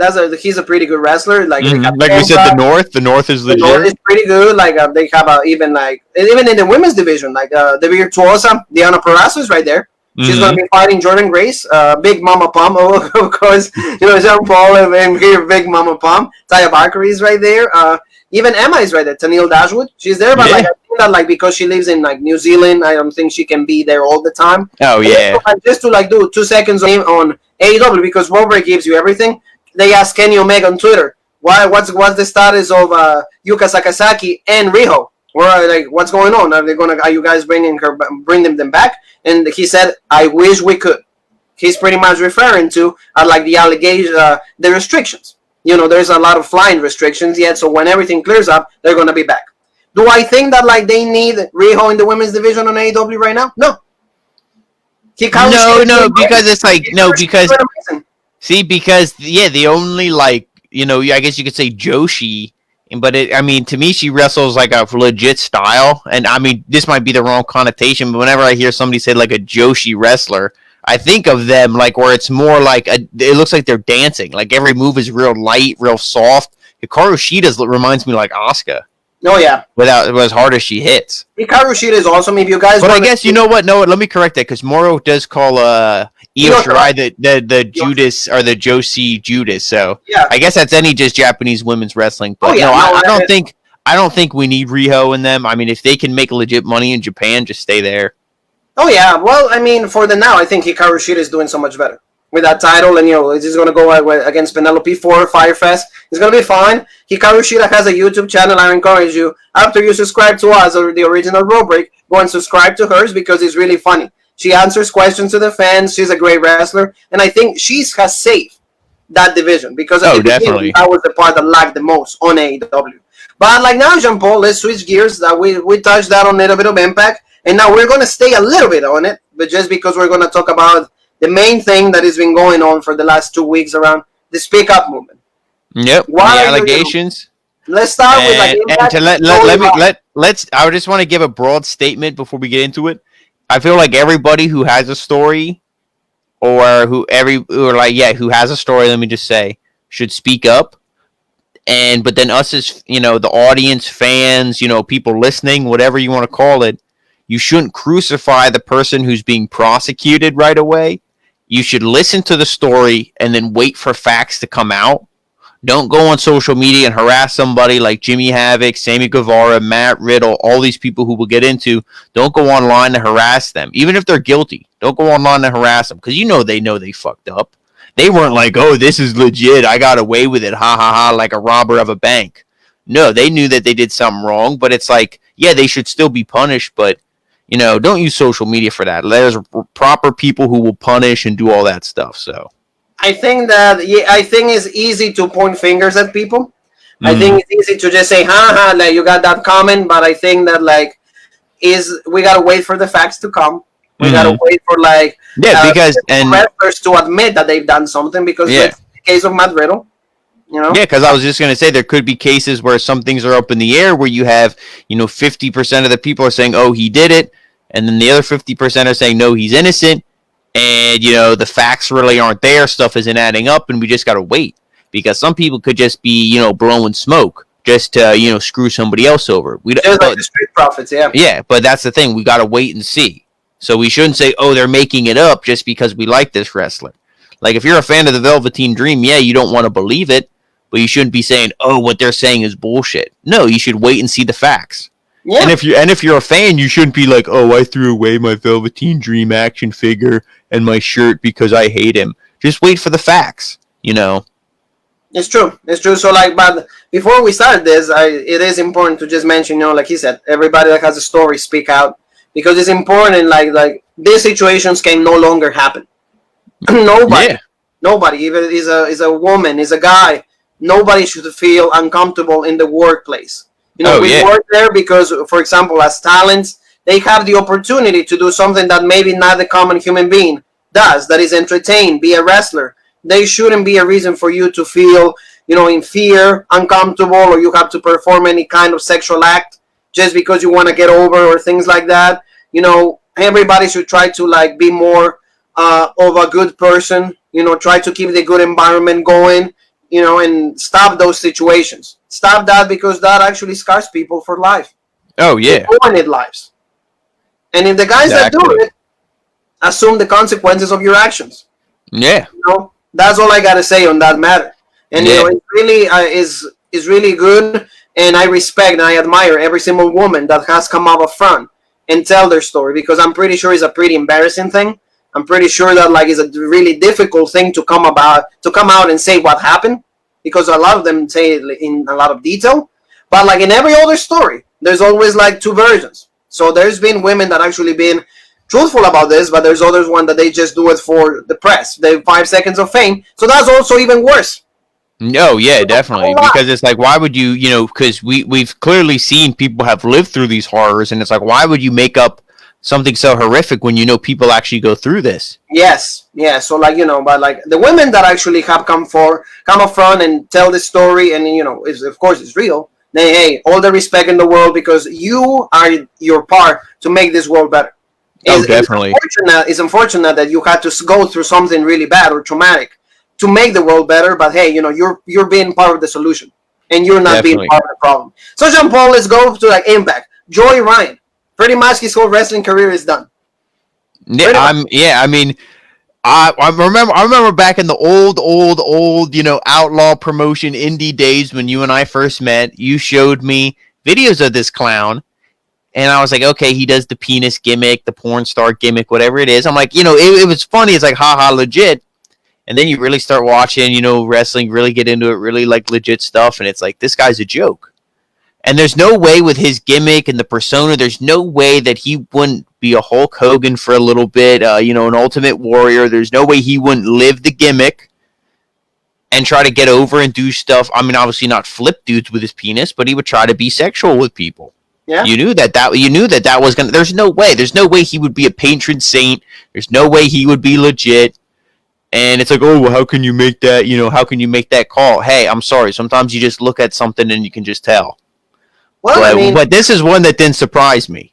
Yeah. When I heard it, I wasn't shocked. I wasn't oh my god. Honorable says Sammy Guevara has been more mainstream than any of the other ones. Do you think the companies hold each other wrestlers accountable the same? Opinions, fellas, or is it based on the popularity of the wrestler? I had to deal with an issue like the Sammy and Sasha while I was in the military. It's definitely not a laughing matter, and I lost all the respect for Sammy. I don't take his apology. It's not a joke. Absolutely. Oh, well, yeah. Well, let's touch on the Sammy thing, and then we can get back into Joey Ryan, because then we can get rid of Sammy, because we already pretty much said everything. Yeah, we already said everything about really Jimmy Havoc. He was really only the other big name from AEW I can think of. So we said everything about him. He said it was true or whatever. He admitted himself into rehab. So his position is on hold. They just don't want to terminate guys right away. Maybe they will even bring it back. But with Sammy, I didn't listen to the interview because, listening to that stuff just pisses me off. because apparently they say the guy who hosts the podcast is nothing like us. He's a piece of shit human being. So, Sammy was on there. They say like, oh, why would he even be on there? It's a bullshit podcast. And to be like, oh yeah, she's so hot, I would rape her. That's like such a bullshit, disgusting thing to say. Like if you're like, you're attracted to someone and you're like a young guy and you're like, oh, I would like to, have a date with them and go back into the bedroom, whatever. That's legit. But like rape is never like a word that you use in a positive manner. And also like even in like guy talk, you don't go and say I would love to rape her. No, that's just like creepy, and that's creepy and weird and disgusting. And like I said, because we all have like urges of desire. I mean, most people do, but it's like you kind of keep that to yourself. You especially don't go in the public and say it in that disgusting way. So I agree with you. My respect is out of the window, and especially it's kind of ironic. Again, I won't use the term funny, but ironic. He was in a tag team called Les Sex Gods. Oh yeah, no, and well, like here's the thing: is like nowadays. But the apology. I mean, he said apparently he talked to Sasha Banks before and apologized. He did talk to her. I don't know if that's legit. I mean, like before, as in like it would have had to be like a couple years ago for me to be like, or soon after it happened for me to be like, okay, it was a legit apology. If he only first apologized to her now, then it's bullshit because you lived all these years knowing you did something wrong and you only apologized when it got mainstream attention. Yeah, no, it is the truth. I mean, you see that, okay, and the main thing I want to say is like, well, it shows the immaturity on Sam, and yes, he's definitely. I mean, and that's the one thing with Austin. I said Austin Theory, he was one too that got brought up. We'll get into that when we go to the WWE side, but he got brought up. I don't know what came of it, but with him, it's like.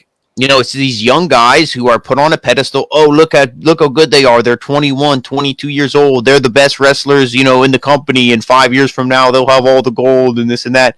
These guys think they're the next coming of, Jesus. They think they're the best thing since sliced bread. So they're like, oh, I'm legit.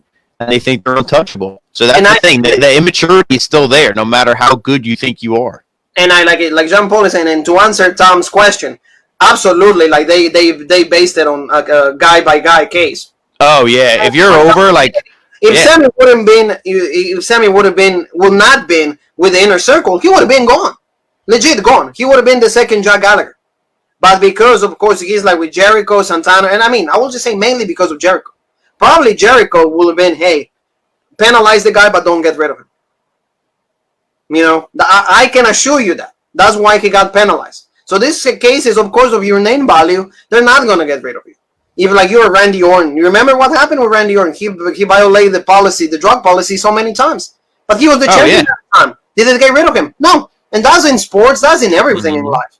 If you have a high spot in your company, you're pretty much going to be penalized. Yeah, you're going to be sanctioned. If you make the company money, you're good. If you're a bullshit guy, hey, see you later. You should have been good. What happened with Jack Gallagher? Not even 2 seconds. Oh, you did it. Done. Bye. Say thank you. Sammy, because he has a high spot. I mean, the only thing with Sammy though, I mean, I lost respect for him, but he said I would want to do this.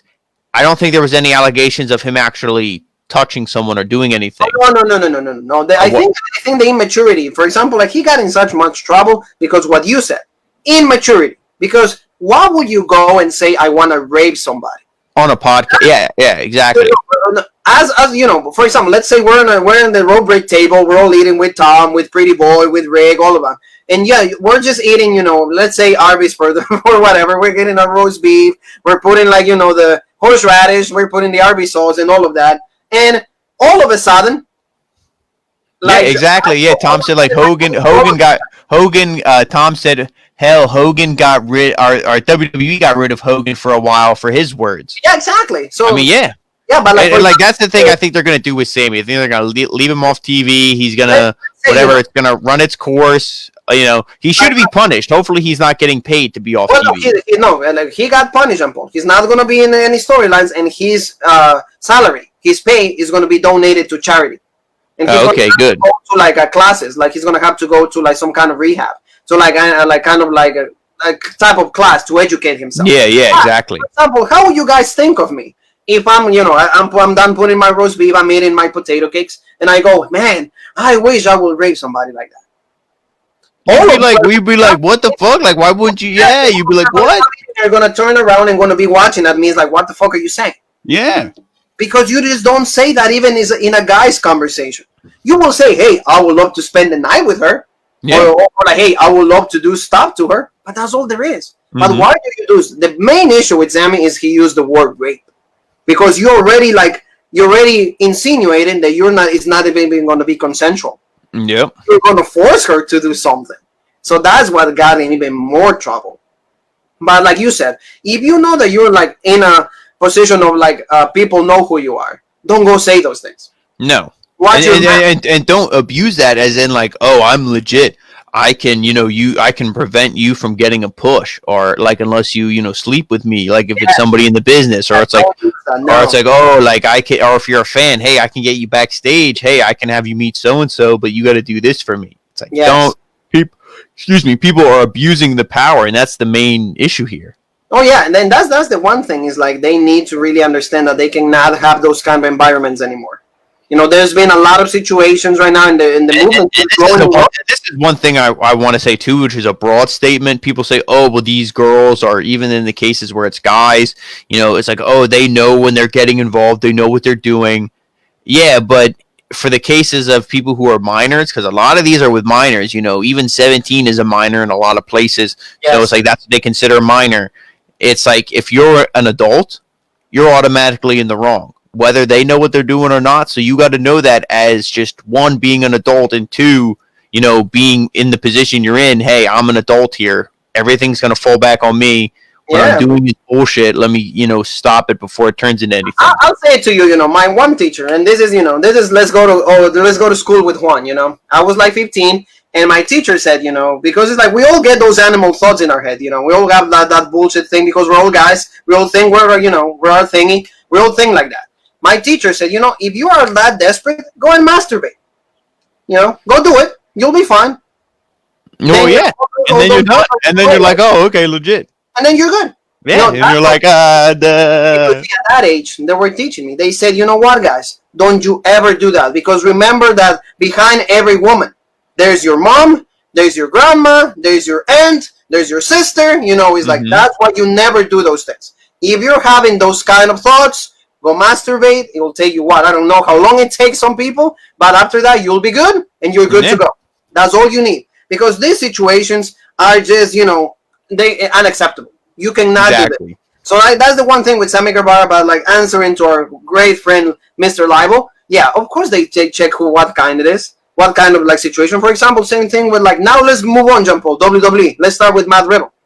He was about but this is the one thing I just want to quick wrap up with his comment about Hogan. I believe that really got that progressed to a lot of courts. I don't know what court level that went on with him using the N-word, and there was video evidence and all this stuff.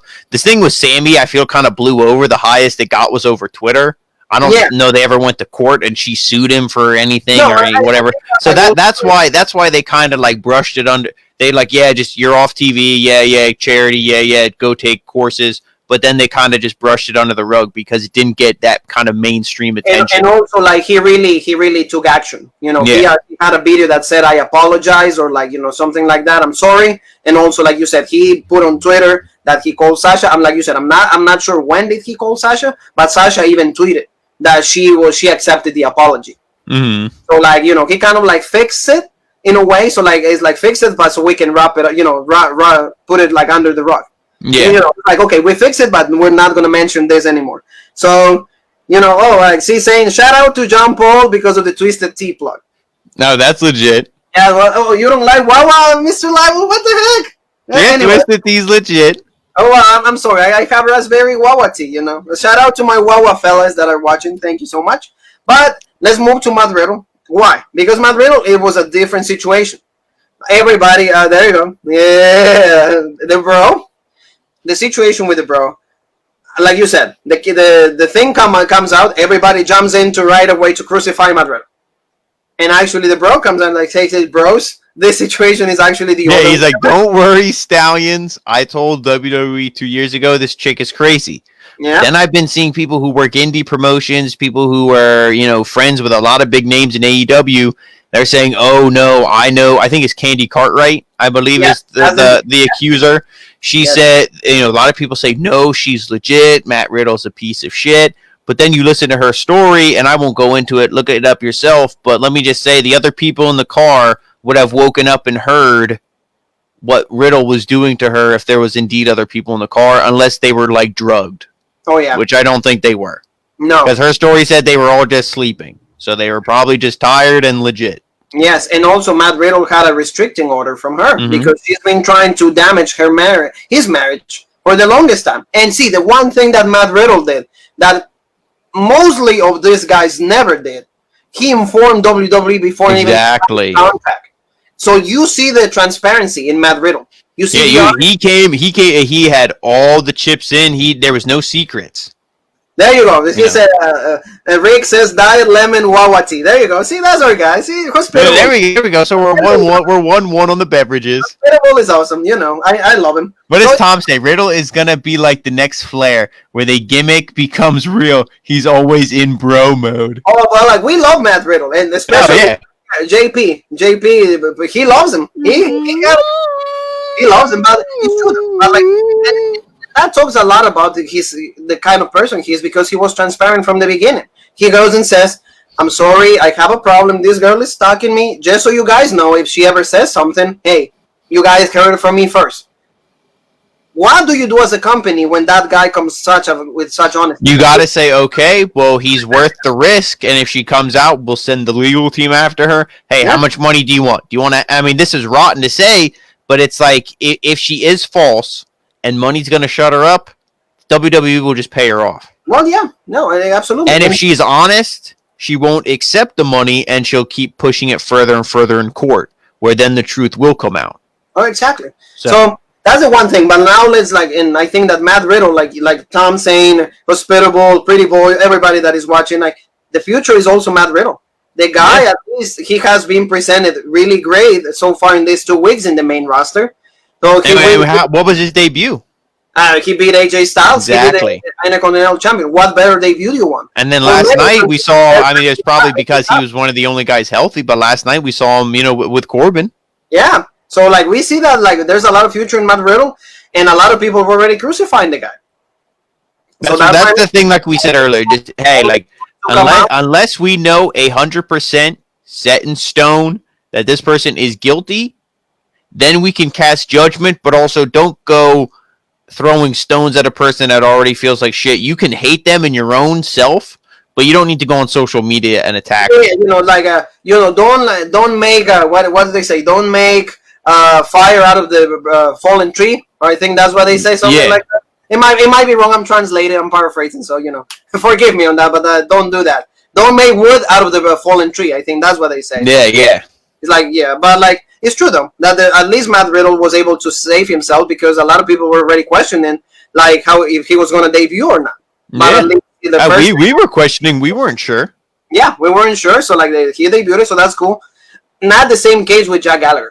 No, like I said, I touched on earlier. It was 100. This was 100%. Like I said, set in stone proof. They said he was done. They Chris Benoit him. They erased him from history. He has nothing. He's done. And I feel like that's what they're doing. Excuse me, with people who are 100% guilty. They're saying you're guilty. You admitted to it. There's no saving you. You're done. But it also goes to who was it? Tom who said it, where it's the popularity. Oh yeah, Tom said it. Yeah. Yeah, Jack Gallagher, who was he? He was the umbrella-wearing little guy who had the battleship tattoo on his chest. Yeah. It's like, okay, was he a good wrestler? Yeah, in the minds of the fans, he was good, but in the minds of, the fans who actually watch. But in the casual fans, they're like, who is this guy? Click. They don't watch. They're like, this is bullshit.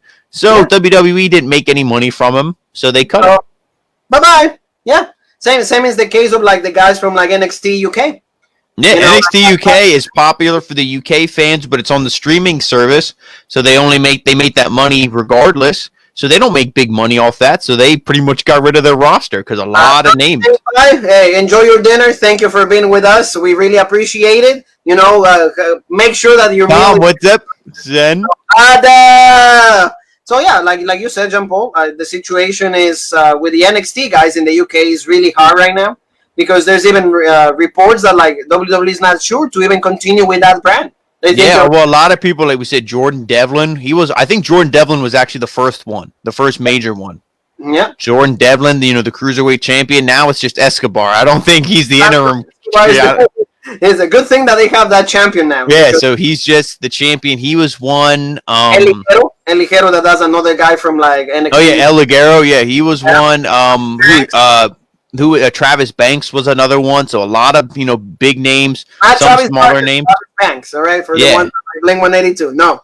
Yeah, so a lot of names, and it's like the UK brand wasn't making them money. Anytime a UK brand got a big star, they sent him over to the main NXT. So they might just be done. Hey, I mean, the feud is there for Finn Balor and Walter, and Imperium's already on the main show, so just move them over. Yeah, this situation has impacted more like the NXT UK guys. Like Pete Dunne is like, everybody's been like, Pete Dunne has been talking about it. Tegan Knox has been talking about it. Kylie Ray, everybody that is like pretty much in the UK involved, they've been saying that they're disgusted by these allegations and they pretty much don't want to know about it, these guys. So it's a tough situation, but like the more people like keep speaking up, the more cases we know. Jordan Grace was involved in all of this. She had to tell a story. Like she happened to she was 15 or 16 when that happened. A lot of guys. Austin Aries was actually appointed to be one of the cases, but he actually had proof that because there was an angle with Chrissy Hemme, and then he was on top of the ropes. He was on top of the turnbuckle, and she was pretty much, Chrissy Hemme was staring at his manhood right there. But like she didn't want to do the angle, and also Austin Aries didn't want to do it. But he, right after they filmed the angle, he apologized to her. So he said, hey, don't think of anything. I'm sorry. I was doing what I was told. It's all good. I'm sorry. And Chrissy Hemme put it on Twitter. She said that he's a high-class act. He's like, as soon as we were done filming, he came up to me. He apologized. He said, I don't mean to do this, but this is what I was told to do. So see, there's many. Yeah, so that's how you got to do it and be legit. You got to cover your ass, and if you're a good person, I feel in the end it'll shine through. Even people are trying to crucify you, but like you said, the NXT UK is done. I mean, it's just a lot of guys, and it's done. A lot of people are turning ship. Like you said, Pete Dunne is like, it's bullshit. All these guys. But it's not just WWE. It was a big spot, but it's like indies. Will Ospreay, I believe, was another one. He was blacklisting people, so it was. I don't know if it was sexual allegations. It's more just like blacklisting people, saying. But I think it was maybe something where like a girl, like a wrestler, wouldn't sleep with somebody, and like it was one of his friends who wanted to sleep with her, so then he blacklisted her from promotions or something. If I'm getting the story correct. Yeah. So it's all with those. It's all ties together. So he's under fire, and I mean, it's a lot of guys in that UK scene. I mean, he's in Japan, but I believe he is originally from the UK. Yeah. So like, it's a tough situation, but I think that like it's bringing up to the light like that. So if you do something wrong, you gotta pay for it. And it's one of those things too. If you do something wrong, at the end of the day, that that dragon or whatever behind you, that like the bear, the monster, is going to catch up to you. Yeah, for example, you don't see anything about guys like that from the UK also. Like, for example, guys that like really represent their countries, or like they would say the continent, like European, like Finn Balor. Nobody says anything bad about Finn Balor. And Finn Balor is probably one of the most popular guys of the UK. Finn Balor, yeah. So like you gotta carry yourself in a way that like you never want to burn bridges. You don't want to use your authority, your power to get certain things, the women, in case, positions, if you want to get a promotion, if you're going to get with a girl, don't be using that, because at the end of the day, it's going to backfire. Yeah, and another thing to quick touch on there, Terry, when you said people come up with stories, Terry Reynolds came up with a story how Brock Lesnar flashed, and apparently when you said about manhood, apparently he's extremely lacking, but I wouldn't tell that to his face. But, yeah, like exactly. Like, wee! Like a cat one. Yeah, exactly. But that's the thing where Tom was like, are people who are legit, in WWE's eyes or management's eyes, are they going to come under fire? Brock Lesnar's not going to face anything from this, especially if it is that small. They'd be like, and they'd be like, the punishment enough is everybody knows you have a 1-inch penis. You know what I mean? Like, short story. That's a pretty exactly. Short story. So, Sable is the one that she's happy with it. That's all. I guess, yeah. Even I know what she's happy with. Even if Mike Murrow was money. Oh, yeah, I think we covered it all, right, Shampoo? I think we covered it all. Anything else that you want us to talk about? We're right here. Yeah, I mean, with what one quick thing I just remembered when we said about Impact Slammiversary, the Good Brothers could be appearing. Machine Gun Carl Anderson, Doc Gallows, whatever you want to call them, they could be appearing. That would be legit for them. Heard that they're close to finalizing a deal. So there is some good stuff coming in wrestling. I feel like wrestling is so legit in the sense that, like, we've gone through bad times, we've gone through good times. We're going through a bad time right now, but wrestling is always a phoenix. It always rises from the ashes and always, presents us good shit. And speaking of rising from the ashes, I will rise from the ashes every single week. Well, actually, I won't even be in the ashes because I will always be the rope break champion for Extreme Rules. Every time that we do previews and predictions, we're going to be putting that championship right there on the line. We're going to be talking about, like, my predictions against John Paul's predictions, and whoever gets the more right ones, the correct. I'll leave it up here. Let me leave it up for the rest of the video. I said, keep shining it out for me. Like, that title is gonna be on the line. You guys can be also part of it. We can mail it, or we will buy you one. We will make a delivery for you guys, if you're in PA. And if you're in PA, we will go and deliver it for you. But like I said, every single pay-per-view, there's gonna be previews and predictions, and we're gonna be having that championship on the line. And whoever wins, it will be the road break champion. So if you guys want to participate, please feel free to have your predictions in. And then, like I said, if you're in PA, we'll mail that to you. So family, Jean Paul right there, he has the title for now. He's warming it up for me because we know that, like, by the time of Extreme Rules, that baby is gonna have a new daddy, and that's gonna be me. No way. So Jean Paul, I think we covered. I think we covered it all, like you said. There are lots of stuff going on, but Santi, ¿cómo estás? ¿Cómo te va? He's watching, so I think we cover it all. Yeah, lots of legit stuff. And if you're first joining us now, and you missed it, follow us on all the social media, and you can see this actually whole video on YouTube. We're gonna record it, put everything right on YouTube there, so you can go and check it out if you missed any of it. But don't forget, I said, don't forget to the original Road Break on YouTube. We have the Road Break on Twitter. We have Road Break, of course, right here on Facebook. And also, don't forget the original Road Break on Instagram. We have memes, we have pictures, we have just a few minutes of every single one of the videos. This one will be also linked right there. So every single one, we cover all. Yep, and we always have stuff planned. I just want to show off a little teaser quick. We got lots of stuff coming. We might even have some. There you go. See, some old school. Look at it. One of 25, extremely rare, sold out in 3 minutes. Right there. Yeah. Hulk Hogan right there, the Hulkster, in a great cartoon that made the mornings for a wrestling fan really legit, because it will be Wrestling Challenge or Wrestling Superstar, and then you'll have this show. Yep, the Rock and Wrestling. Yep, legit. A lot of good figures. You had Piper. That was the evil dude. It had Snoop. So there you go. So Jean Paul, thank you so very much to every single one that has been watching. We almost went 2 hours. If you guys love what we did, please, again, keep commenting. Thank you to every single one of you that has been supporting us. There you go, the tea. I give my tea. Wawa tea. I'm actually also hyping something that is going to be Wawa related and myself. So Jean Paul, you and me, thank you so very much, family. Next week, we promise you we'll be doing something similar like this. So you and me, we can just say bye, and one more thing. We did it the right way. Let me not be bullshit. Here we go. Right. There you go. And Jean Paul, one more thing that is left to say, and that is...